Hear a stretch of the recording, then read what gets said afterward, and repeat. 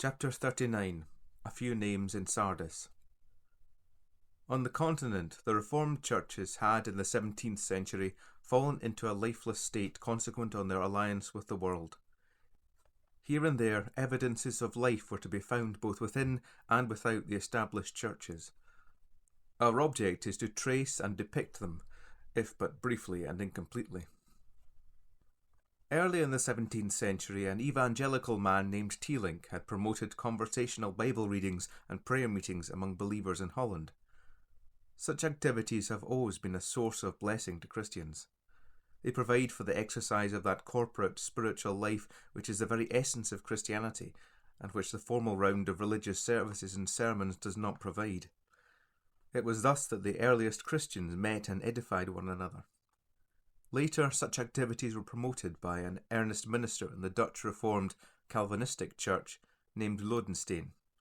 He preached without choir and without vestments. He grieved much over the deadness of the Reformed Church. "The Reformed Church," he said, "is outwardly flourishing and inwardly dead.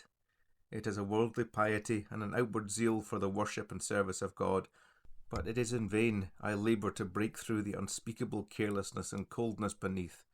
People take the outward national church for the true church, but of the spiritual church, the hidden body of Christ, they know nothing and care nothing for it." He felt that God's holy things were being profaned by the admission of unbelievers to the Lord's Supper, and while he would not join in communion service for this reason, he felt it his duty to remain and preach in the Calvinistic church in Utrecht, in spite of opposition and misrepresentation. He died in 1677, leaving a truly Christian testimony. Labardi. In 1639, a French Jesuit named Labardi was dismissed from that order on account of health. God had used the scriptures to open his eyes to the truth. He felt he was called by God to do a work of reformation. He began to preach Christ as Saviour of sinners. In spite of denunciation by his enemies, God overruled events so that, for a long time, he continued to proclaim the gospel in France in the midst of the Romish system. The Bishop of Amiens invited him to preach in his diocese. He formed a company of awakened persons who met twice a week for prayer and for study of the Word of God, and who also read the Bible in their own homes. He hoped the day would come when the Church would abandon all its rites and ceremonies and return to the simple worship of apostolic days. Then, he said, they would all meet for reading the Word, for preaching and for prayer, and to take the Lord's Supper, both bread and wine, as in the days of the Apostles. The numbers thus gathered ran into hundreds. Labardi was finally forbidden to preach, and became a fugitive for 4 years. To his surprise, he found that what he'd been teaching was in agreement with the doctrines of the Protestants. He finally found his way to Geneva. Prevailed upon to preach in that citadel of Calvinism, his activities were so blessed that they produced a remarkable revival, a revival which, as in other instances, changed even the public aspect of the city. Later he accepted an invitation to labour at Middelburg in Holland. His devotion to the truth, however, aroused the opposition of the Reformed Church. He preached the second coming of the Lord and used extempore prayer. On account of these and other scriptural views, he found himself opposed to the Reformed Church. Finally, he came to the conclusion that his lifelong ideal of a restoration of the Apostolic Church could only be reached by separation from all the then existing systems, Catholic or Protestant. So he left the church. A new community was formed of his followers. They were banished from Middelburg and went to Viere. Persecution threatened, so he removed to Amsterdam. Not long after, there were 60,000 in Amsterdam and many in other towns who formed communities in separation from the Reformed Church on the grounds that they could not partake of the Lord's Supper with unbelievers. Labardi and some of his followers finally found refuge in Altona, Denmark, where they began to meet and break bread on the simple lines of apostolic days. There, he and his company shared a communal life. After Labardi's death, the company moved to Weewart in Holland. A writer well versed in the history of those times says, "To Labardi and his followers may be traced many a stream of living water, flowing yet through dark and dry places in Holland and Germany. Like Ridley and Latimer in England, Labardi lighted a candle which will never be put out till the church is called up to be with Christ." For about 50 years the community held together, though dispersed into distant corners of the earth. Labardi's widow, with a few more, went to Suriname, where her brother was governor, and there began the first Protestant mission recorded in history. It came, however, to an untimely end. Philip Spener. Labardi influenced, among others, Philip Spener, who in turn was much used of God to revive the dying embers of faith in Germany. What is called the Pietist movement in Germany was largely the result of Spener's work. Born in 1635, Spener was brought up under the influence of the pious Countess Agatha of Rappolstein, who had been led by the troubles of the 30 Years' War to turn to God. God worked in Spener's heart while he was still a lad. When a young man, he spent some time in Geneva, where Labardi was preaching, and his heart was stirred with a burning desire for the restoration of the simplicity of faith and worship in his own country. He became a public preacher at Strasbourg in 1662, and from 1666 at Frankfurt on Main. In 1694, the name of Pietist was first given to the awakened Protestants in that city. It was coined as a term of reproach. An extraordinary awakening followed in the beginning of the 18th century, traceable largely to Spener and those who were blessed through his means. The Counts of Wittgenstein had for long welcomed Huguenot refugees fleeing from the awful persecutions in France, which exiled hundreds of thousands of those sorely tried believers. To this city of refuge other persecuted Christians, Labardists, Anabaptists and Pietists found their way. Early in the 18th century, Count Casimir, having finished education with a period of foreign travel during which he had been soundly converted, returned and took control of the family domain. Although among the motley crowd of refugees who settled in this region there were many extremists and fanatics, there were, on the other hand, many earnest, zealous Christians, and this little territory became the centre and hearth of a mighty awakening which spread through the whole of western Germany from the Alps to the North Sea, which gathered together the children of God who were scattered abroad, and scattered broadcast spiritual food, and was watered everywhere by showers of spiritual blessing. It was then that the martyrs and preachers in southern France died in multitudes among their native mountains, or were driven from their homes to begin their lives afresh in foreign lands. The blessed hope of the Lord's second coming, which seemed all but forgotten during the long ages since the apostles, began to be revived among the Pietists. There was with them, too, a fervent desire for the conversion of God's ancient people, the Jews, hitherto held in hatred and contempt by Christians everywhere. A. H. Francke. A feature among the Pietists was their zeal for the study and distribution of the Scriptures. A. H. Francke, professor of Oriental languages, went to Halle University and made it the centre for the Pietist movement. He started Bible classes, organised a school for poor children, and then an orphanage. A printing press, which had been started by Baron von Canstein, came into his hands and was employed for printing Bibles and New Testaments, which were distributed all over Europe and America. From Halle issued some of the first missionaries since Reformation days. In 1705, 2 Halle students, Ziegenbalg and Putschau, were sent under the auspices of the King of Denmark to the Danish settlement in India. Ziegenbalg translated most of the Bible into Tamil, and a number of natives were converted. Halle for many years was a focus of evangelical activity, and its influence extended far and wide. Ernst von Hawkman. One of the fruits of the Pietist University of Halle was the conversion of Ernst von Hawkman, a nobleman's son.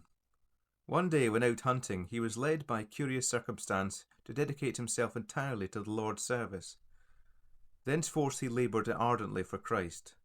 During an outbreak of persecution against the Pietists, he found refuge at Wittgenstein. There he built himself a little hermitage in the woods, where he lived much alone, but preached and taught in the castles of the counts. Having been used to the conversion of one of the countesses, he was driven from the territory by her enraged husband. Thereafter, for 10 years or more, he traversed the whole of western and northern Germany with several companions, holding meetings in houses, farmyards, fields and forests, which were attended by great crowds. At times his soul was stirred within him as he heard blind leaders misleading their congregations from the pulpit, and he would stand up and publicly rebuke them. On a number of occasions he was put in prison. From the prison of Nuremberg he wrote, "My heart can find rest in nothing, but only in the one only love, the love of Jesus, and he who once has tasted what it is will lose all taste for the things of this world. The Lord Jesus will henceforward do with me as he will, come what may. I have given myself up to the service of my gracious Lord, and his I remain. I shall find no better Lord and Master, turn where I will." His journeys through Protestant Germany much resembled the activities of Wesley 30 years or more later. There was much opposition from the clergy and mobs who pelted him with mud and stones, but there were many conversions. Unlike Wesley, he withdrew from the churches, for he said there was no evidence left of true worship either among the Lutheran or the Reformed.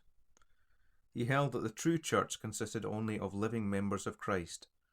When asked what religion he belonged to, his answer was, "We belong to Christ, the head of the church, and not to any sect." He was forbidden to preach, but the people only came in greater numbers to hear him. He departed to be with Christ in 1721. The day before his death, he said to a visitor, "All vanishes, only Jesus remains, and in the darkness there is light."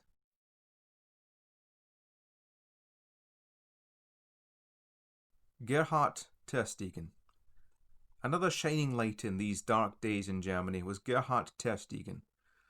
His father, an earnest Christian, had carried on a voluminous correspondence with awakened Christians in Holland and Germany. Companies of Labardists were numerous in Moers and the neighbouring towns. His father died when Gerhard was only 6. He made rapid progress in his studies, but owing to lack of means had to go to his brother-in-law's business in Mulheim. This town was the centre of a great spiritual revival in the early 18th century. Singing was to be heard everywhere. Hymns and sacred songs were on the lips of the workpeople in the town and the labourers in the fields. Almost everyone read Christian books in their spare moments during the working day. So it was when Gerhard arrived there, and his heart was touched with a longing to share the joy around him. An awakened conscience made him unhappy, but he still clung to the world. However, he began to attend the conventicles and listen to the earnest preachers like von Hawkman who visited the town. It was not until 1717, when he was 20 years old, that the light of God broke into his soul. He commenced business for himself, living and working alone, reading and studying much. And among his studies were the books of Jacob Boehme, a wild visionary whose mysticism poisoned many minds. A long period of darkness and depression and physical weakness followed. The clouds of mysticism obscured the light of the knowledge of God. The Prince of Darkness was very active at this time. The Reformed churches were temples of dry theology, filled with self-righteous Pharisees, while the philosophy and vain deceit that characterized the Age of Reason were sowing abroad the seeds of doubt and skepticism. There was a third kind of delusion. False prophets, wild enthusiasts abounded, whose teachings and behaviour were lying caricatures of pure religion and undefiled. It was these last who, for a time, influenced the tender, highly strung, sensitive mind of Gerhard Tersteegen. But the clouds at last rolled away, and with the eyes of his heart Tersteegen saw the King in his beauty and beheld the land that is afar off. The effect was to produce an act of complete surrender to the Lord. He wrote his covenant of self-dedication to his Master in his own blood, a strange and unnecessary extravagance it may seem to us, but he who knows the heart would value even such a token at its right value. Thenceforth he never turned back. This was in 1724. For a short time he earned board and lodging as tutor to his brother's children, but following the counsel of a wise friend, he and another Christian worked together as ribbon weavers. They lived together for 44 years. His life was one of self-denial and service to others for Christ's sake. He now began to write those wonderful songs and hymns for which, as an author, he is unique. He has been called the foremost master of spiritual song. There was at this time a wonderful gospel work in Mulheim, and Gerhard Tersteegen emerged from his retirement to become a powerful preacher and guide of souls. He accepted the Holy Scriptures as the inspired and infallible Word of God, but from the year 1726 he firmly refused to join in the communion of the Reformed or the Lutheran Church. "That which is holy," he said, "is given to dogs, and by the reception of so many who are known to be unworthy, the indignation of God is aroused against the country and the professing church." He upheld the ordinances of baptism and the Lord's Supper, but did not accept the current teaching that they were necessary to salvation. One cannot, he said, in these days join oneself to any assembly or take the Lord's Supper anywhere without joining oneself not to pious people, for they are rarely to be found in any of these congregations, but to the whole mass of worldly-minded people, who could only be a hindrance to blessing. He added, I will now go into another question, namely, if we join ourselves to this mixed multitude in any sect or denomination, we are separating ourselves, often unconsciously or unintentionally, from the love and fellowship of many pious people who do not belong to this sect or denomination. What should hinder us, beloved, from meeting together as Christians? 2 or 3 make a complete assembly, in the midst of which the Lord has promised to be present.